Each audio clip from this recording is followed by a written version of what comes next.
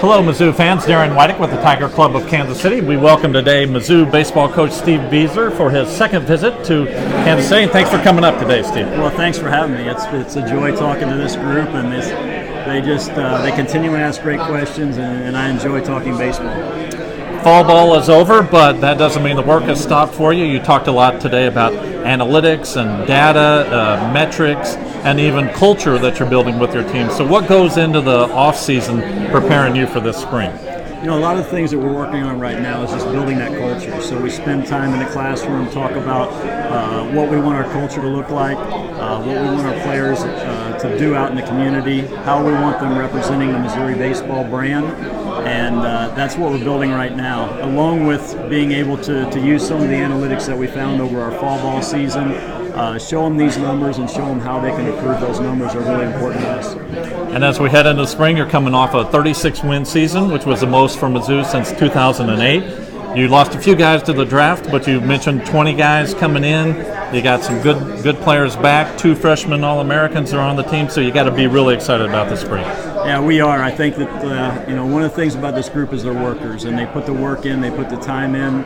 They're trying to hone their craft every single day, and I think that's all you can ask of a group of young men, and just really proud about how they go about their business each and every day. You're in the toughest baseball conference in America, but to help that a little bit, you get to start out the season. So you have a tough schedule, but you get to start out with 10 days, 8 games in Florida.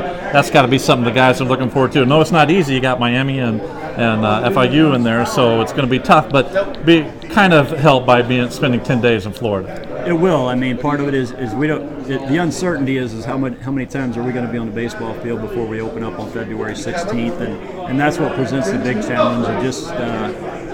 Once you get out on the field and you're catching fly balls and you haven't seen them for further than 100 feet, it could be a challenge, and those are things that you're always concerned about.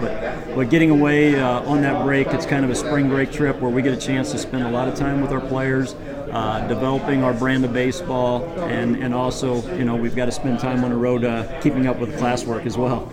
A couple weeks ago, we saw an exhibition basketball game here in Kansas City. You had your own game in Columbia with the softball team. How'd that go with your guys taking on a softball team in Columbia for a good cause? Yeah, it was for a great cause, but they pretty much abused us. We had a tough time putting the ball in play. Bad coaching right there. We didn't spend a lot of time trying to hit the fast pitch softball, and when we got a hold of it, it went pretty far, but we didn't get a hold of it enough to win that game, that's for sure. The girls' team looks really, really solid, and I know Coach Earlywine's excited about his group that he has there. Coach, thanks for coming up again for your second visit. We look forward to following you this spring, and thanks for coming up. Look forward to having you back next year. Thank you. Next week at the Tiger Club, we'll have Dennis Dodd with CBSSports.com, so we look forward to seeing you here on Tuesday at the Westport Flea Market Bar and Grill.